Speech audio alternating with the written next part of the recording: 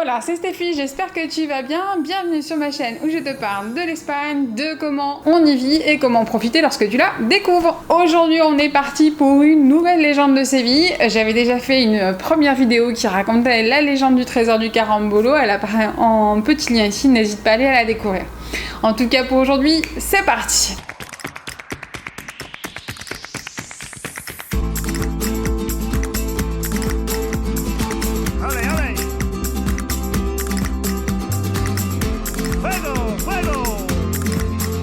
La légende du jour parle du Cid. Beaucoup de gens connaissent la pièce de théâtre avec la célèbre réplique « Au rage, au désespoir, aux vieillesses ennemies », etc. Mais en France, on n'en sait pas beaucoup plus sur ce personnage épique. Le Cid est un personnage qui a réellement existé et qui a marqué de grandes batailles de l'histoire espagnole du XIe siècle comme étant un grand leader militaire. Son nom réel était Rodrigo Díaz de Vivar, mais avec le temps, il fut connu par le surnom de El Cid. Et je vais te raconter aujourd'hui où et comment il aurait obtenu ce surnom.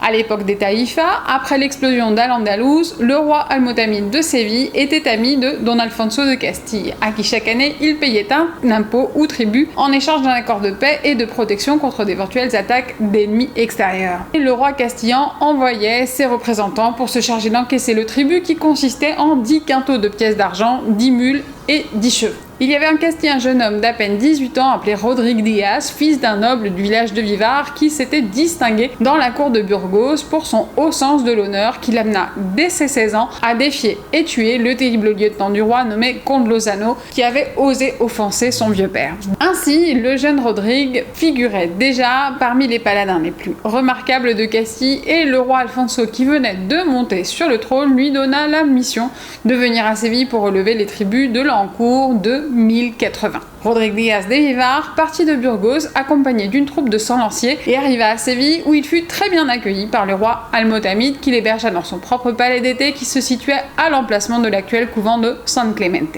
Durant plusieurs jours, Rodrigue viva comme un roi et ses chevaliers profitèrent des délices de ce qui était alors la ville la plus peuplée, joyeuse et riche de toute la péninsule, si différente des villes austères, pauvres, sombres et tristes de Castille et Léon. Pendant que le jeune homme séjournait à Séville, arrivèrent à la ville des nouvelles annonçant qu'une armée musulmane recrutée par le roi de Grenade à qui s'était uni le royaume de Murcia et quelques chevaliers chrétiens d'Aragon et Navarre venaient de pénétrer sur le territoire de Séville. Je fais une petite parenthèse pour souligner le fait que des catholiques et des chrétiens s'étaient alliés dans les deux camps, contrairement à ce que l'on a tendance à imaginer. Globalement, j'ai souvenir qu'à l'école, on soulignait plutôt les clivages très simplifiés et réducteurs catholiques contre musulmans, alors que ça a souvent été beaucoup plus complexe. Ils avaient pénétré le territoire du roi Almotamid, mettant le feu aux récoltes, détruisant les fermes et mettant à sac les villages et hameaux. Le roi Almotamid se présenta en personne à son palais d'été et dit à Rodrigue « Chaque année, je paye un tribut au roi de Castille pour qu'il soit mon allié. À cet instant, mes ennemis sont en train d'envahir mon royaume. Le roi Alfonso est dans l'obligation de m'aider suite à notre pacte. »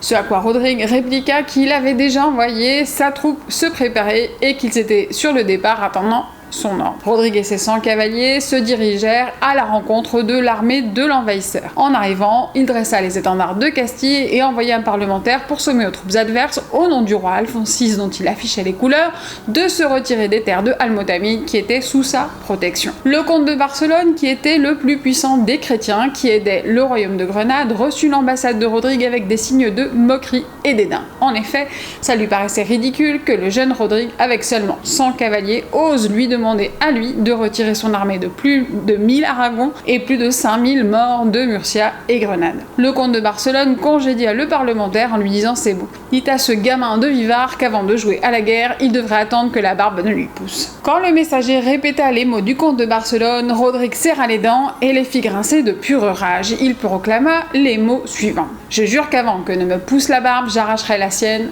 au comte de Barcelone. Rodrigue démontra qu'il était un génie de la guerre avec un réel talent naturel. Il dirigea cette bataille si habilement qu'il mit en fuite les Granadinos et les Murcianos. Il entra dans le bataillon aragonais et en moins de temps qu'il ne faut pour le dire, il captura le comte de Barcelone ainsi que les comtes d'Aragon et de Navarre et les fit prisonniers.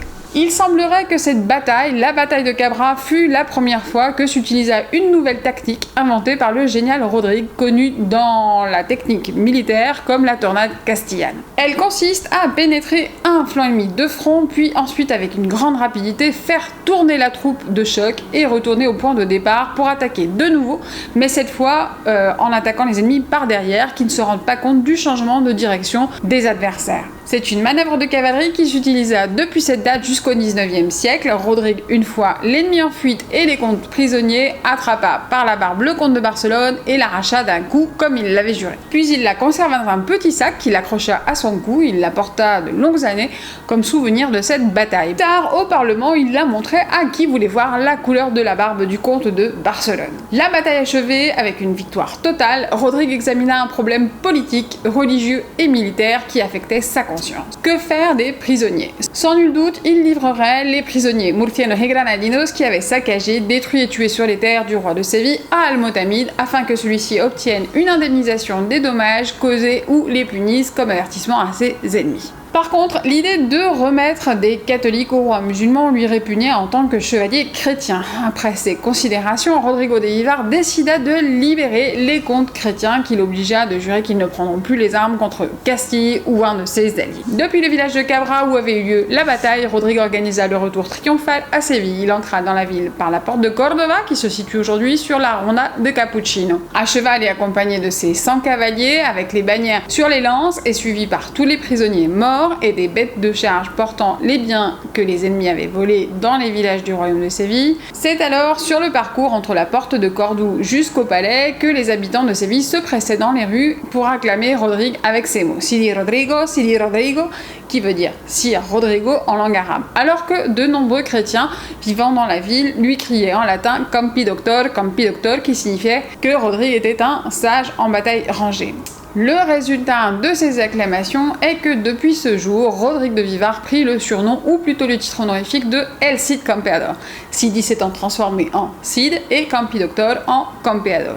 À Séville, on peut trouver l'avenue du Cid entre l'ancienne manufacture royale de tabac et la place d'Espagne où on trouve une statue du stratège. Alors Netflix a lancé il n'y a pas très longtemps une série qui s'appelle El Cid justement. Je ne sais pas si elle est diffusée par Netflix France, mais dans cette série ils ont privilégié une autre théorie qui est plutôt celle de la bataille de Grosse qui se situe près de Saragosse pour déterminer l'origine du Cid.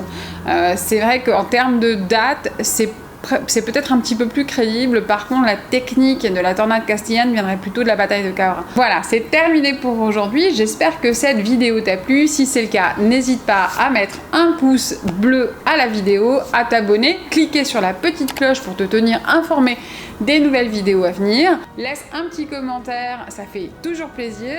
Tu peux me dire si cette vidéo par exemple t'a plu et si tu voudrais en voir plus de ce type.